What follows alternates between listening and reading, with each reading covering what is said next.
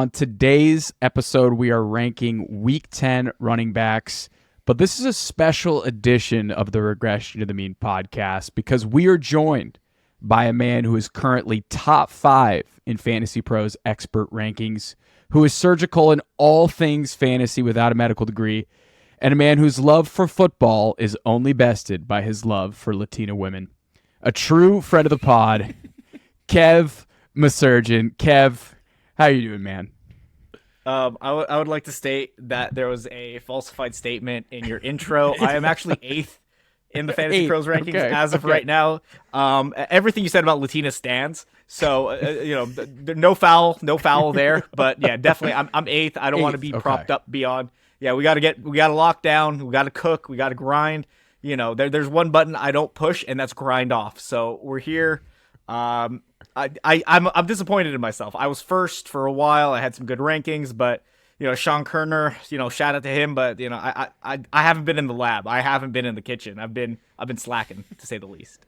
Before we dive in, because we're talking running backs on this episode, what's your deal with tight ends? Because I see you're like number 1 with running backs, number 2 with wide receivers, and you're like 135 with tight ends. Like, what's going on here, man? Tight ends make my end tight. I don't know what it is. There's just something about. I don't know if it's how I'm ranking. Like, I just put the good ones at the top, and then I put like the bad ones. Like, I don't like.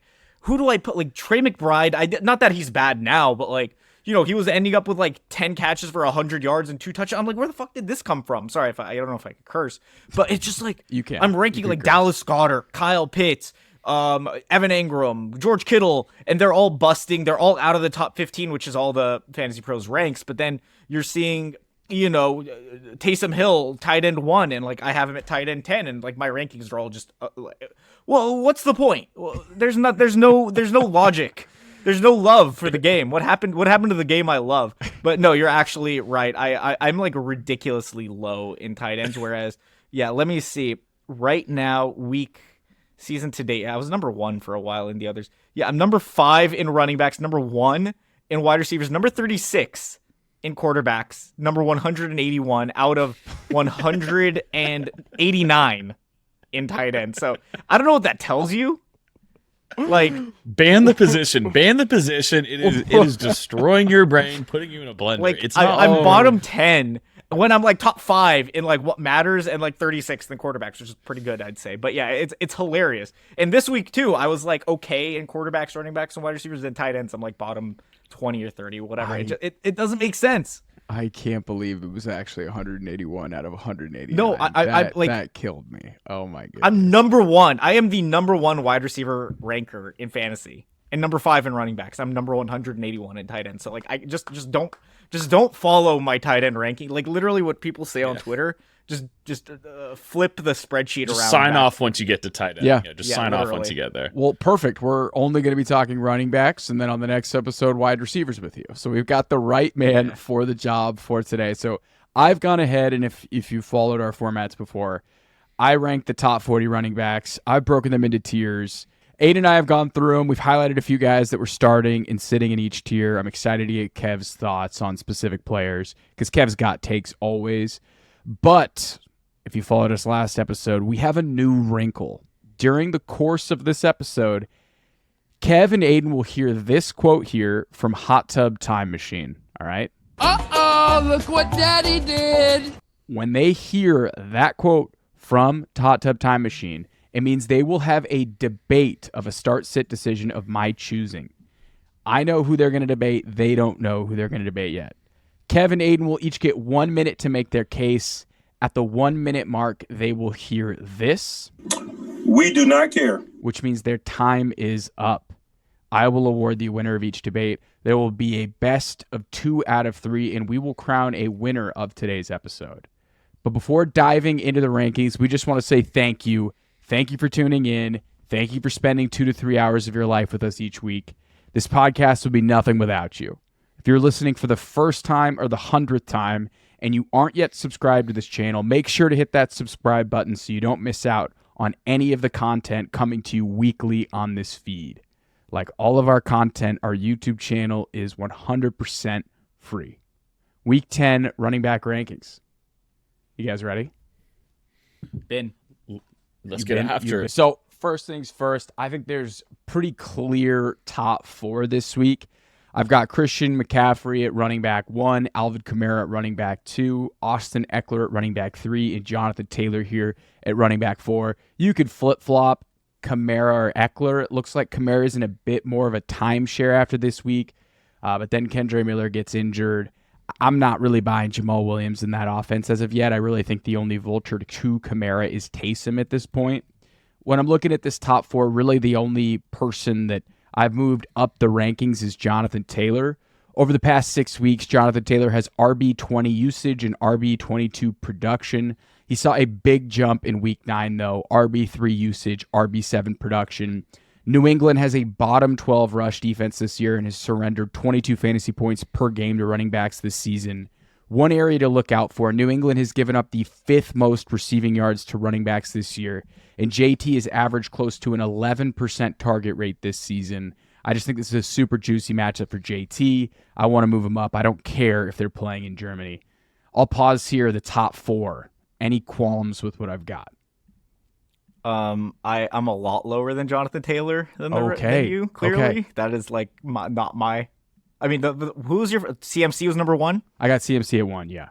Yeah, I have CMC around 5, so I'm not that much lower. But I have Tony Pollard at 4, Breece Hall at number 1, Kamara 2, Austin Ekeler 3. So we're kind of the same on 2 and 3. Wow. Okay, I love that. Aidan, before we dive into that, any thoughts on this top 4? Yeah, the JT one's interesting to me. Obviously, his usage increased quite a bit last week. I'm curious if that was just a 1-week thing or if Zack Moss maybe dips back into that a bit. Mm-hmm. If he continues that usage, I think he belongs in the top 5 or even, top 7 for the rest of the year.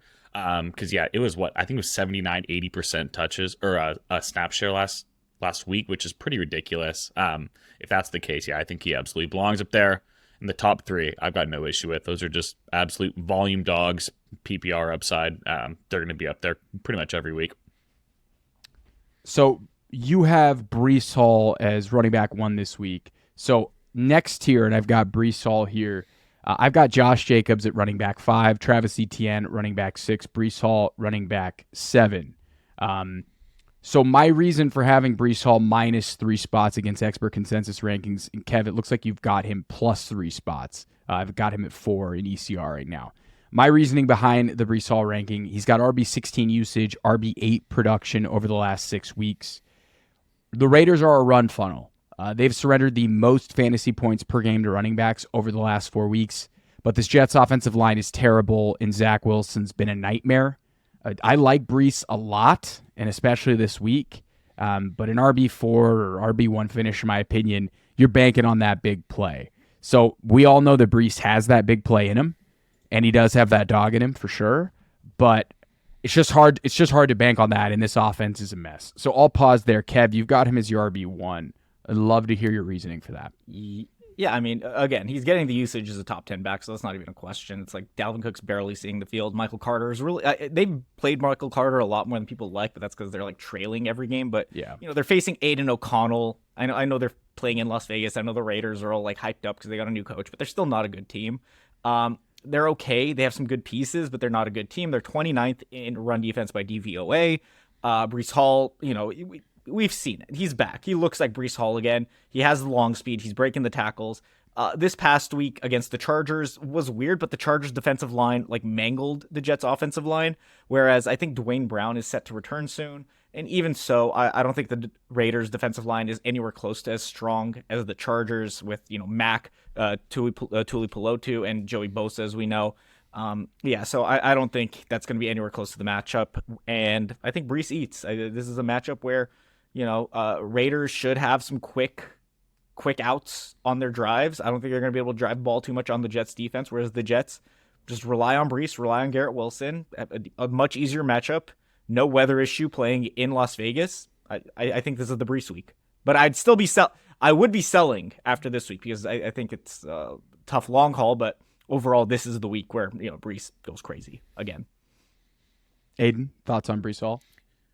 Yeah, I would probably flip the 2 running backs in that game, I think. I've got more concerns with Josh Jacobs personally. We just saw Austin Ekeler get pretty much like minus the 2 touchdowns, he had 3.4 yards a carry. That was not a great showing by him. Again, he had the 2 touchdowns from inside the 3, so he absolutely hit home because of that. He had a couple catches too, a couple brutal drops, but I find it hard to believe that Aiden O'Connell is going to succeed this week against that Jets secondary, which could lead to some pretty stacked boxes for Josh Jacobs. So if I had concern about either one, personally for me, it'd be Jacobs, whereas Breece, I think, just has a better overall kind of opportunity this week in terms of things kind of lining up for him and the defense he's playing. That game has a 36-point total. I think that is the lowest point total of the week.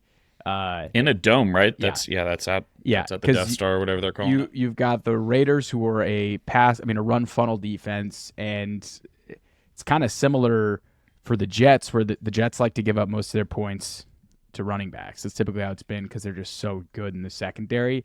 I like Jacobs this week just because of the usage. He's always going to be involved at the goal line. But I could see being reticent towards Jacobs because he's just been a inefficient masher. But he looked really good with this whole Antonio Pierce situation. He seems very much run the damn ball with Jacobs. So that's kind of the justification. Breece is a much sexier, high upside pick, in my opinion. So the next tier that I have here, I think is a lot more fun, in my opinion. There's some really fun starts. And I think 2 of the big headliners in this tier, and I've got him at running back 9, Bijan Robinson, running back 10, Tony Pollard. Those are 2 of the big names, and I'm excited to hear Kev's thoughts on Tony Pollard this week because my Tony Pollard bags desperately need it. At running back 11, I've got Rhamondre Stevenson, and at running back 12, I've got Saquon Barkley. So I've got Rhamondre 4 spots ahead of expert consensus rankings. That's really my big mover. Running back 24 in usage, running back 23 in production. He had a nice bump in usage and efficiency over the last 2 weeks. Running back 19 usage, running back 15 production. The Colts have surrendered the second most fantasy points to running backs over the past month and are bottom 12 in allowing receptions and yards to running backs during that stretch. I expect a really active Rhamondre in the pass game this week. So that's why I'm high on Rhamondre. Thoughts on that before we open up the Pollard and Bijan discussion? I have Rhamondre higher than JT this week, so I'm pretty high on Rhamondre too. Yeah, wow. The Patriots are 5th against running back, 5th against the rush. They're a pass funnel, if anything, and I think game script does decide who between Moss and JT is on the field. As you know, in the blowouts, it's been Moss in recent weeks, whereas JT's been on like last week where they won the game and he played like 80% of the snaps. So I'm not going to say, the Colts or the Patriots are going to win this. I have no idea who's going to win this game. It's 2 awful teams, but overall, I'm not as optimistic on JT as you are. I think he'll be fine. I think he'll be like a fringe RB1. I'm not saying he's going to be bust, but like, I don't think his upside, because like he was super inefficient last week against the worst run defense in the NFL in Carolina. And I know like they were up and it was like obvious they were going to run, but he didn't look that good. So I'm definitely a little more bearish on JT. Whereas with Rhamondre, everything you said is valid. The Patriots, like not a good team, but they use him a ton. The Zeke usage is still a bit confounding, but overall, again, Grover Stewart's out. He's dealing with, I think it was a PD suspension or something. So that was their star nose tackle. Their run defense is in shambles. I think Zaire Franklin's out too. Shaq Leonard's been out all season. They have like no run defense at all. So I'm in on Rhamondre as well around that range. I've got nothing else on Mondre. I haven't been all that high on him to start with most of the year. I think he belongs right around where you've got him, kind of like fringe RB1, RB2 just because of usage. Great matchup too, as you mentioned, with Indianapolis. So it was nice to see him kind of pop last week, as it was kind of just slow slugging for most of the year. So it was kind of cool to watch him get loose for what really felt like the first time this year. So I've got no complaints there. I would slot him right around there. He probably belongs somewhere about the 10 to 15 range for me. Okay, so what's going to happen with Pollard this week, Kev? I have him at 4. I think Pollard. I think it's Pollard week. We need him more than anything. It's the two cheap touchdowns. Please. Usage is normal, like 16 touches, like he gets or some shit. It's just like I don't want to say he's due, but the team's going to be like, we're facing the Giants. He hasn't scored since week 1. He's so due, Kev. Yeah. So like week 1, he had the 16 touches. That's about what he's averaging, at least on the past like 5-6 weeks. Yeah. They're going to be running the ball a good bit against the Giants. The Giants are hapless. We're starting. Look what Daddy did. Oh no. Oh no. Okay, we've got our first start, sit, debate of the episode here. Aidan, you've got Breece Hall. We've talked about him a bit. Kev, you have Bijan Robinson. So, Kev, convince me why I should start Bijan Robinson this week over Breece Hall. Aidan, vice versa. Kev, come on. I'm debating my RB1 on the week. Okay. I mean, I'm buying Bijan. I think this is the week to buy Bijan. Or with rest Arizona of season. What if we did a rest of season? Sure, of season. Let's do fine. rest of I season. I Let's traded do rest of season. Okay. I traded Breece and Chuba for Bijan, and I don't regret that at all, mostly because, they both have great matchups. One faces the Raiders, one faces the Cardinals. They're both terrible against the run and pass in general. But overall, with Bijan, I think the usage has actually been there. He has 9 targets over the past 2 weeks, and he has only 2 catches for 8 yards. It's probably an issue with him and Heineke just not connecting yet. The bye is coming up next week. I assume Heineke remains the starter. They could probably win this week against a Kyler team that has no weapons besides Marquise Brown. So I think Bijan's the buy. He's the better target, and he's running the most routes among all running backs in the NFL by a wide margin. So give me Bijan over Breece the rest of the season. This week, give me Breece, though, because the Raiders stink. We do not care. There it is. All right. There it is. All right, Aidan, you ready? Breece Hall Yep. versus Bijan rest of season. What do you got here for the folks?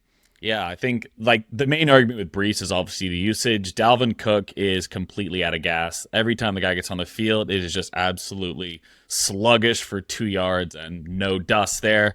He's scored 20 plus in 3 out of his last 4 games. It feels like he's finally gotten his legs back under him.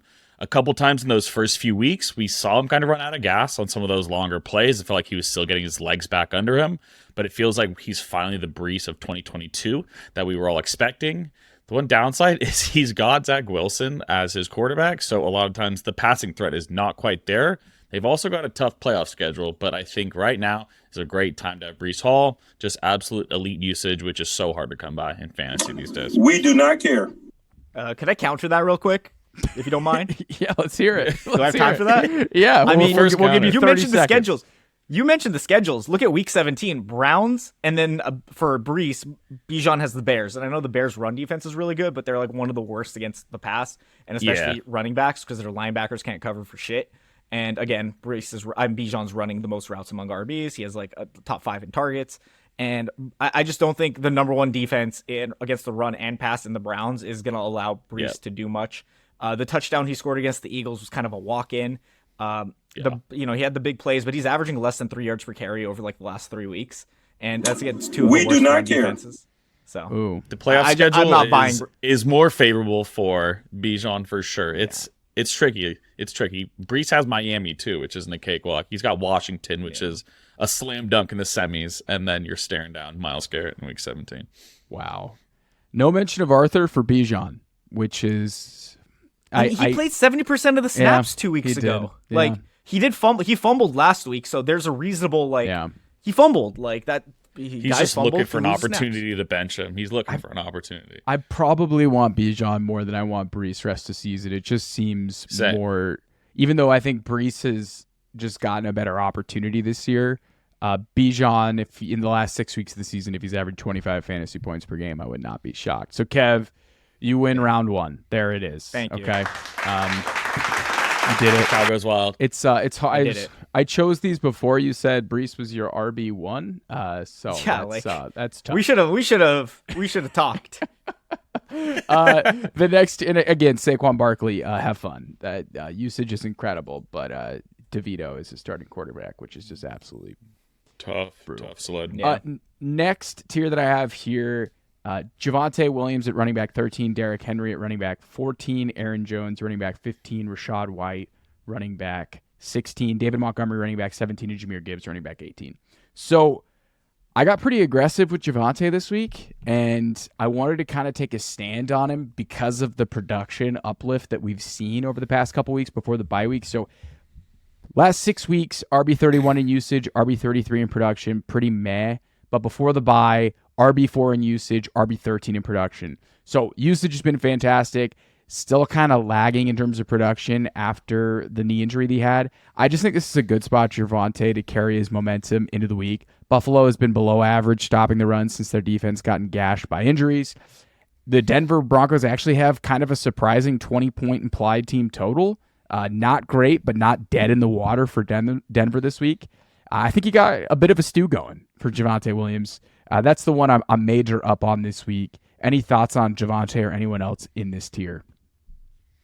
I like Javonte. This is someone I was targeting in leagues this week, trying to just like see if no one noticed. He got 30 touches and is kind of like trending up the last couple of weeks as well. So obviously, again, with running backs, it's like if at this point in the year, like you can get a guy that's touching the ball 20 plus times a game at the running back position, it's like you've got to put him as an RB2 at worst. So I like where you've got him. The Buffalo Bills defense it's fine, but no, I definitely like him. This is someone that I think the needle is trending the right direction for him.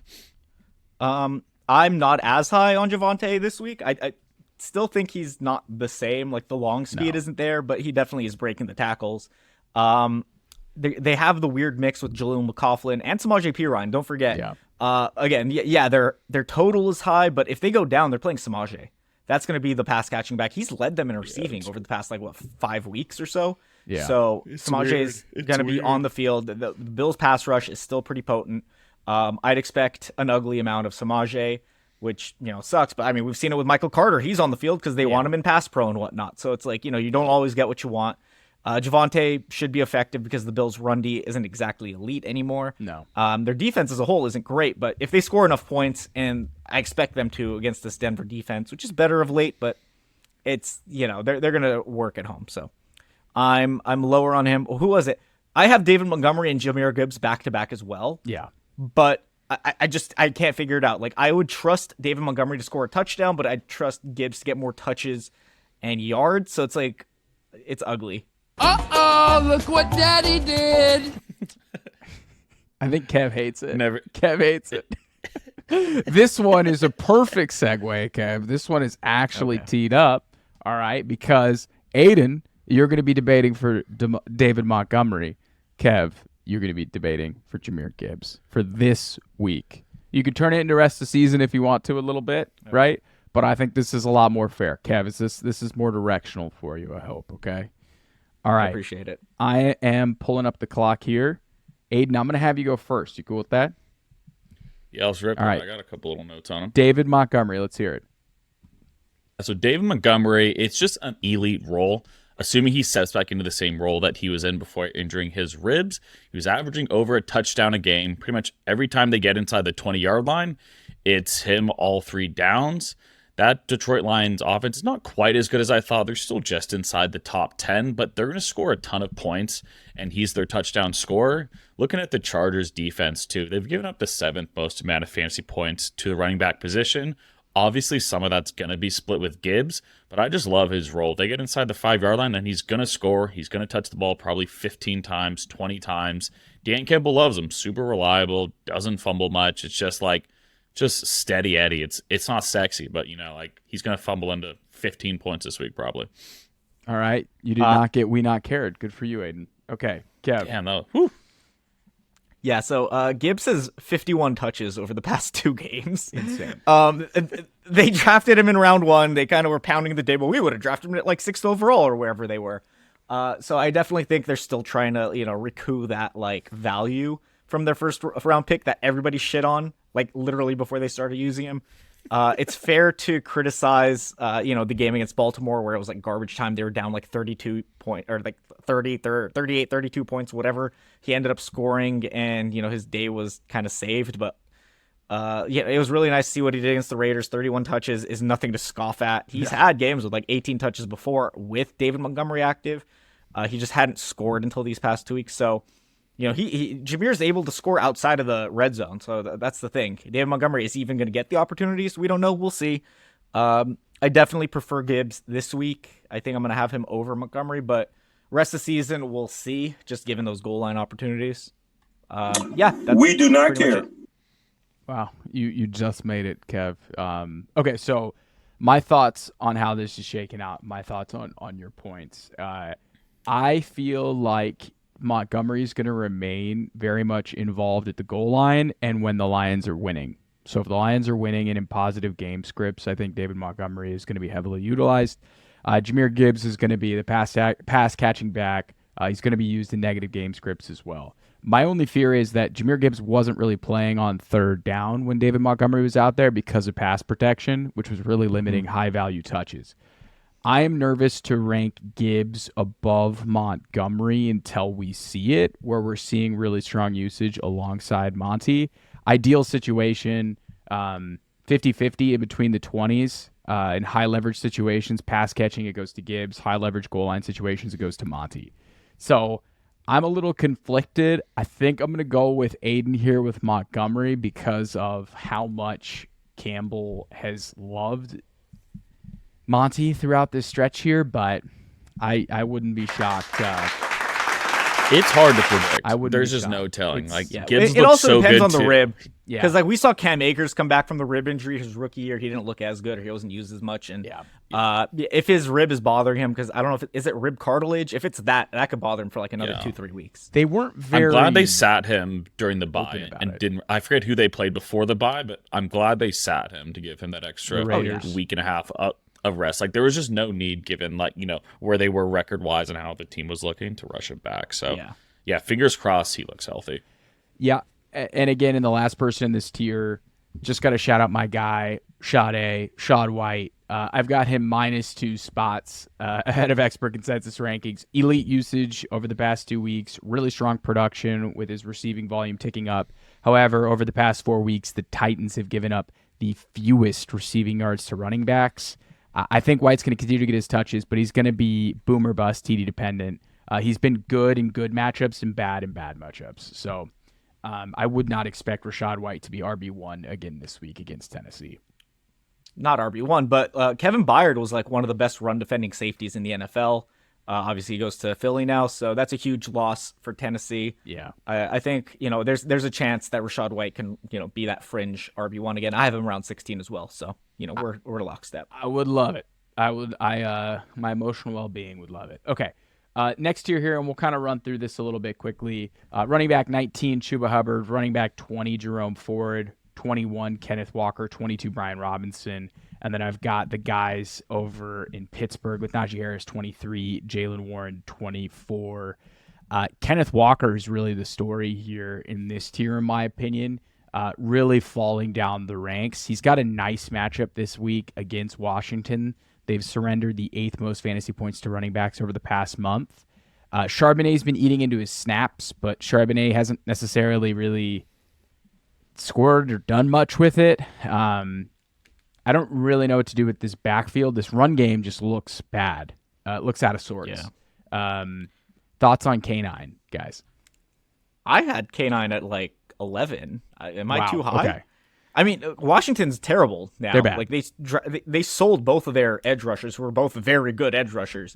And Walker, he's only had 19 touches over the past 2 weeks, but he was hurt coming into the game against Cleveland, and the last week was 3-37. It was a blowout, and he still got 10 touches. I'm not mad at him not doing much because Baltimore's defense is elite. One of the 4 defenses in the NFL, both top 10 against the run and pass. So I think this week's a bounce back week for K9. I don't expect much rest this season, but again, another guy like Breece sell after this week or even next week where they face the Rams. So I think K9 is going to be fine in the short term. Long term, that playoff schedule is brutal. Yeah, they got the Niners twice. Kenneth Walker, Aidan, thoughts? Yeah, not much more on him. He popped up on injury report again today, but it just feels like that's just a weekly thing with him. You're just kind of accepting he's just fighting to the finish line. But the thing with him also that he's always a threat to hit a home run, which not many of these guys around him in this tier are. So I think for that reason, Kev's got him a bit higher.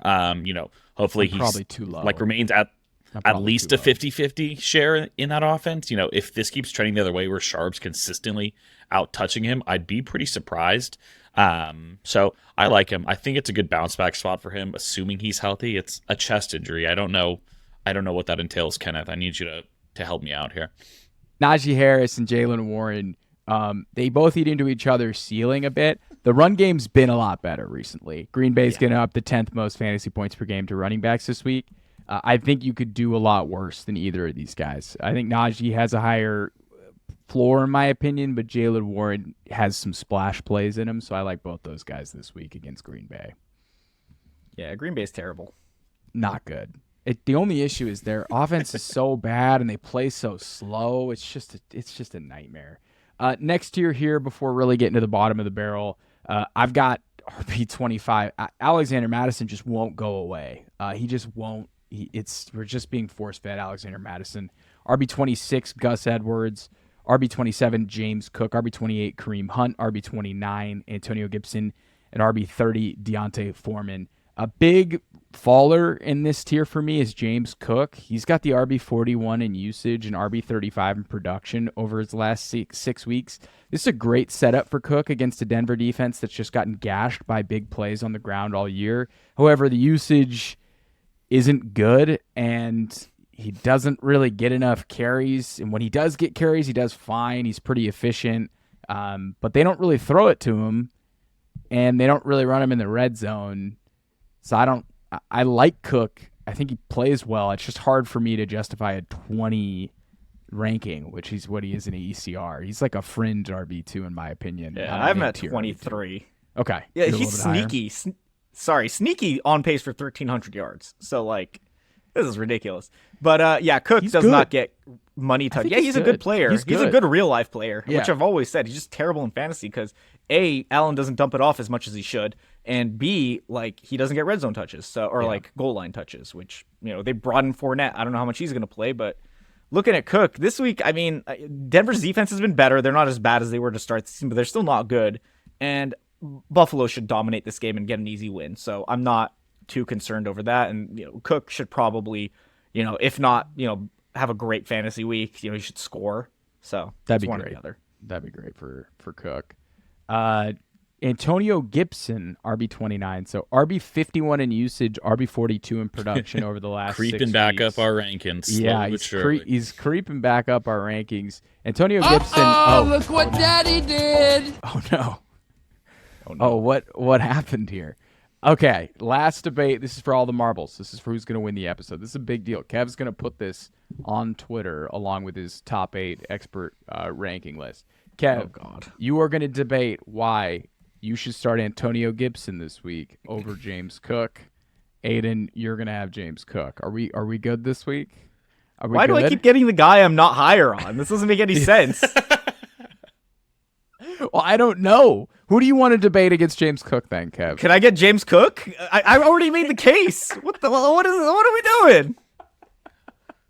All right, who can I'm gonna pick 2 players. No, I'm picking 2 players. Any other 2 players? I'm picking 2 players here because I want to know Deontay Foreman versus Khalil Herbert. Deontay Foreman versus Khalil Herbert. Okay, I'm gonna give Deontay to Aidan. Does that work for you? Do you want Deontay? Okay, Kev, you're gonna go Khalil Herbert. Does that work for you? Perfect. That works for me. Okay, perfect. So Deontay Foreman, I think, still has about 1, maybe 2 weeks left as the lead back in this offense. I don't see a world where Khalil Herbert comes in 1 week after the ankle injury and takes back the running back 1 role. Not to mention, Deontay Foreman's just looked good. This is a guy. Wait, am I frozen? I'm getting every 6 words. It's just breaking up. Oh. It's just robot. I was gonna have to give Kev the dub just purely off. It's all good. Robot. We'll just kill the Foreman talk, but he's been good, and Khalil Herbert's not quite healthy yet. So that's the gist of my argument, and I'm not sure what the people heard, but it was good. Oh my goodness. Okay, Kev, you win the episode. Congratulations, you did it. I didn't even say anything.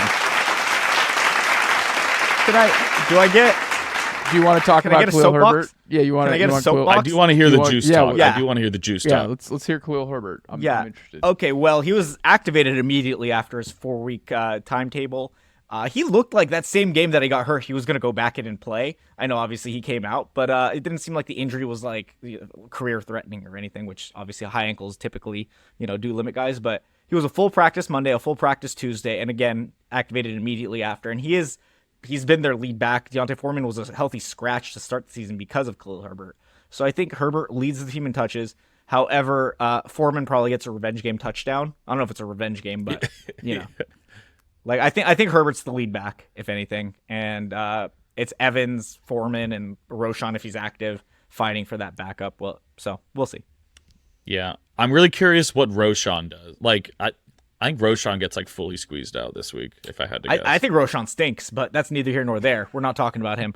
Khalil Herbert, I wouldn't like try to start, but again, Carolina's the worst run defense in the NFL. Yeah. And I know they don't have Nate Davis, but like Tevin Jenkins is like the best guard at the moment, at least like in PFF or whatever. I don't know. And Darnell Wright's been fantastic. Wright on the right side are just like bulldozing people. The Bears' offensive line is going to demolish, and no Brian Burns either. So like it's fucking money. Niners are banged up, or not Niners. Panthers are banged up on defense. Yeah, so I'm not going to say. Yeah, sorry, I'm not going to say go hammer Herbert, but I think he'll have a fine week. I'm thinking about him in a dynasty league. Okay, so just the last 10 guys that I have, we already talked about. Running back 30, Deontay Foreman. 31, Tyler Algier. 32, Zack Moss. 33, A.J. Dillon. Khalil Herbert, I have him 17 spots ahead of expert consensus rankings because I think he's going to play this week. Devin Singletary, RB35. Zach Charbonnet, RB36. RB37, Tyjae Spears. RB38, Justice Hill. RB39, Zeke Elliott. And RB40, Keaton Mitchell. Really the big one here in this tier, I don't have Devin Singletary rated high, even if Dameon Pierce is going to miss time. RB47 usage, RB55 production. He hasn't been efficient. They might have the worst run game in the NFL. And Stroud's not checking it down to running backs. It's terrible. It's terrible. I expect Singletary to start and get touches. I just don't feel very good about it against Cincinnati this week. Pierce missed practice again. I think if Pierce is out, you have to start Singletary in your leagues. Like, you have to, because he's like the only guy, and he's like over Tank Dell, and it just killed him. See, no, that's a brutal one. But what are you gonna do? It's like he got 15 touches, and Tampa Bay. I mean, they had Vita Vea back at least. Run. They have a great run, D. Very much so, and they're facing the Bengals, who have a sneaky bad run D. So this could be like the weird week where you bench him, and the Bengals are 24th against the run, 10th against the pass. So watch him go for 102 tuds. I would be devastated. He won't, I would be devastated. Before we jump, we got to talk about future Hall of Famer Keaton Mitchell. What are your guys' thoughts? Keaton Mitchell, the fab all-star of Week 10 against the best run D or top 5 run D in the league in Cleveland. I'm dropping 80% of my budget on him. Okay. Which is whatever's left. But I'm not starting him this week. Just because, he's got the juice. Nobody else in that backfield has the juice. Yeah. Whereas, Gus Edwards is more of a banger, and he can make his plays, but, I don't believe in Justice Hill. I don't either. Dude, give me the Keaton Mitchell. Yeah, Hill's exactly. always, hurting them. Yeah, Keaton Mitchell might be, second half, not A-chain level, but, he could be like Elijah Mitchell, where, he has that juice for, 8 games. Yeah, I saw a tweet that pretty much said, I'm not making the same mistake I did with Devon A-Chain. I'm picking up Keaton Mitchell. It may not be, the same impact, but a similar type of player where it's just that, absolute, game-changing type of abilities compared to the rest of the backfield. Yeah, and think about the offense he's into. It's mostly he's playing in Lamar Jackson's offense behind a very good offensive line. So you have to. I feel compelled to, no matter the format. PPR, half, whatever, I'm picking up Keaton Mitchell. Cool. Well, that's it for what I've got here. Anybody I'm missing that's jumping off the page, do you guys? I feel okay, you might be a little high on Chuba, because Sanders came in, looked decent last week, and I don't think Sanders is good, but neither of them have looked good, so it could be they could be completely flipped this week. So I wouldn't be shocked. I'm probably benching Chuba unless he's my only guy in leagues. Yeah, I probably should slide him down. I've got Jerome Ford high, even though Baltimore's got to get. I just like the way Ford plays. I think he's just really good. I just, whenever I watch the highlights, I think he's really decisive, good runner, and I think he can break off big plays. So that's why I have him 6 spots ahead of expert consensus rankings. Hunt is just always looming. Hunt's always looming, man. He's just there for the passing stuff and the goal line, which is I'd maybe put them slightly closer, but they're 8 apart. Yeah. But that's it for rankings. Appreciate you, Kev, for jumping in for running backs here. We're talking receivers next. Make sure to listen to that episode. Thank everybody for tuning in. Until next time.